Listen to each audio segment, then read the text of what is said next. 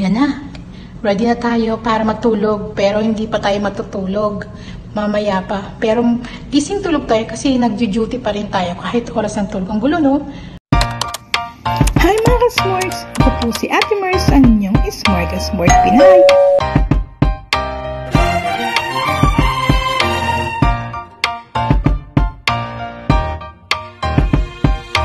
Hi, magandang araw po sa inyong lahat. Ako po si Ate Mars, ang inyong Smorgasbord Pinay. Pero dito po ay gabi na. Pero ako po ay mag-duty pa rin. Ayan, nakasuot po tayo ng uniform at ikot-ikot lang po tayo ng bahagya dito sa aking paboritong tambayan. Ito yung tinatawag nilang office o yung tambayan. Dito po nangyayari ang lahat ng kaganapan, pati ang aking pagbablog. Ayan, sama ko kayo sa CR. CR mga babae. Ito yung damit ko. Pero hindi ko kayo papakita dyan. Kasi sensor, diba? Mag-toothbrush muna tayo.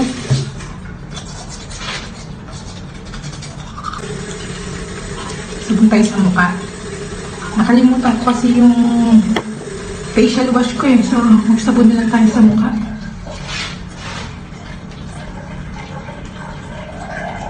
Mukhang multo. Diba?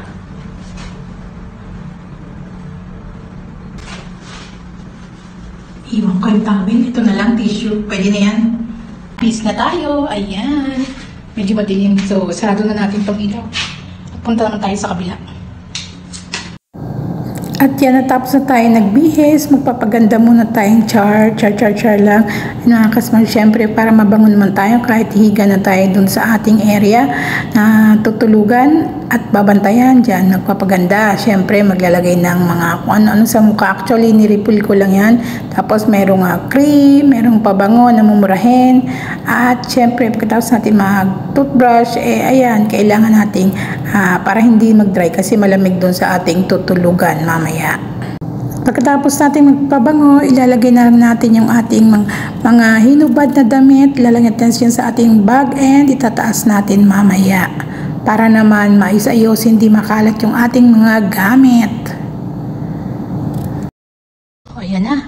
Ready na tayo para matulog pero hindi pa tayo matutulog. Mamaya pa. Pero gising tulog tayo kasi nag-duty pa rin tayo kahit oras ng tulog. Ang gulo, no? Ganito kasi kapag OFW mga ka-Smorgs. Tulog na hindi masyadong tulog. O, diba? So, ano ba yun? Mamaya akyat na tayo, ha? Kasi mamaya unahan pa akong pagtulog. Mamaya kailan ako matutulog. Saka naman nagising amo ko. Diba? Paano na ba? Diba? So, patayin na natin ang ating ilaw. At saka pala, kukuha pala ako ng siguro yung tsaa, bukas na lang, hindi na ako makayang kasi mahirap na pag alam mo yun, mahirap kumising, mahirap na makatulog. So, kukunin ko na lang yung mga gamit ko. Yan, magsarado na tayo ng ilaw mga ka-Smorgs. Kasi akit na tayo.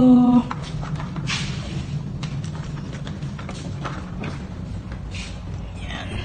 Safety check. O, diba? Pasok ang key. And akit na tayo. Dito sa hagdanan.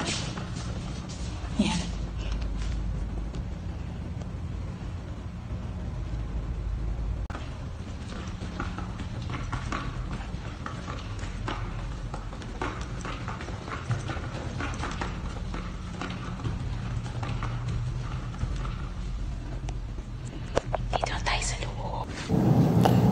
At yan, dahil paborito ng mga tumatandang kagaya ko, sumasakit na rin ang tuhod, mag-a-plus muna tayo. Actually, yung Reparil gel lang, hindi kasi mabaho. At sobrang tindi ng amoy. Kaya yun lang ang nilagay ko kasi baka kumapit din sa supa ng amo. Diyan lang ako matutulog pag naka-duty. Actually, pwede naman sa loob ng kwarto. May maglalatag ka lang ng foam o kaya dun sa kabilang supa. Kaso mas malamig doon eh. Alam na, sasakit yung mga katawan natin. Dito okay lang yung lamig, hindi masyado. Diyan ako matutulog mamaya. So, habang hindi pa tulog yung amo, nagnood muna hanggang magpatulog. Kasi ang mangyayari dyan, kapag naka-duty na, actually pag nakahiga na, gising tulog. Kasi nga, duty tayo, pero kahit natutulog, nagigising pa rin. Ngayon naman i-ready natin ang ating mga gamit mga ka-Smorgs. Lahat, ayan, nagpunsa tayo ng pawis and ayan, ilabas natin yung mga pangangailangan natin katulad ng tubig, tapos mga charger, cellphone, at yung mga gamot ng aking amo, and yan, mga wire, kung pwedeng basta iayos natin, pati power bank. Sarado ko na yung ilaw mga ka-Smorgs para makahiga na ako. Hi mga kasmorgs! Ito, panibagong tulugan na naman, Night of My Life, OFW version. Wake up lang nung nakaraan mga kasmorgs na nung madaling araw na, sabi, alas 7, maliligo. So, i-assist ko, alas 8, sabi. Pero kamukat-mukat, alas 5 pa lang, naligo na, diba? Natulog tayo siguro mag-1 o'clock.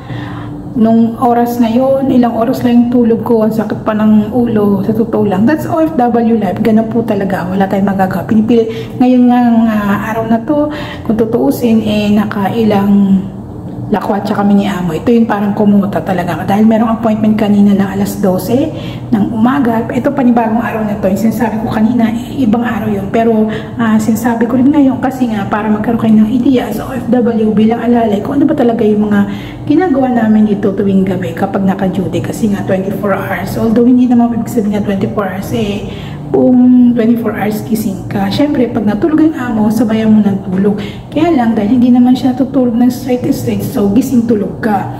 So ngayon, mga alauna, medyo na dumating kami. Ngayong panibagong Night of My Life ito. Nakapambihis na ako ng pantulog.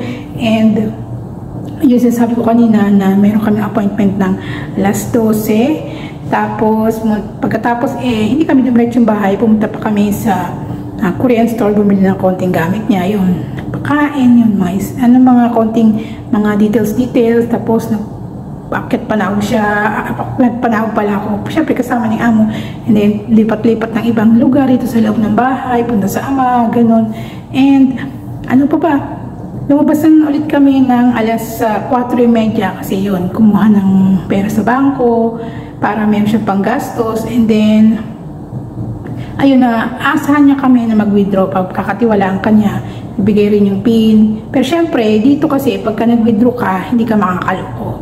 Dahil dun sa SIM card niya, naka-registered kung magkano yung nakuha mo. So, parang accessory ka lang na, yan, withdraw mo, pero hindi ka pwedeng bumawas yon. Bawal na bawal yon kasi makuhuli ka, makukulong ka, diba?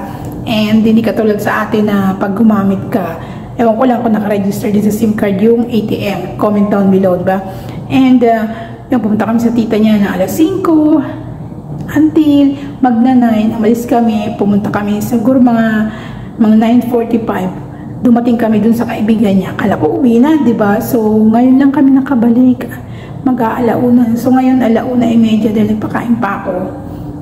Ulit, kumain na doon, kakain ulit dahil mga parang midnight snack niya, binulto ko na hanggang umaga yun para makapagpahinga naman ako. So ngayon talagang sa totoo lang, ako'y antok na, pinipil ko lang na makapag-vlog para matapos na itong vlog na to. Actually kasi may mga voice over pa ako dyan pagkatapos. So, yun lang mga kasmorgs, diba? Sana ay nagkaroon kayo ng idea paano nga ba. Actually, mga salita lang to, hindi naman palagi na itututo ko yung camera kasi may mga, since VIP ang aking amo, royal family, in short, hindi pwedeng lahat ng mga lugar pwedeng tutukan ng camera. May mga bagay na talagang limited lang, diba? As respect sa amo at saka as privacy na rin ng amo. Di katulad ng iba na bawat kilos, kahit saan magpunta, kahit sa kwarto, minsan nga pwede pang itutok yung mga alagang bata, amo nila at pumapayag, pero dito sa amin hindi pwede. So, yun na, matatapos na ito. Maraming salamat mga kasmorgs. At sa susunod po, huwag niyo kalimutang mag-subscribe, mag-like, mag-share, at mag-follow ng aking Facebook at aking YouTube channel. So, yun lang. Bye-bye. See you on my next vlog. Masalamat. Syukran katir mga kasmorgs.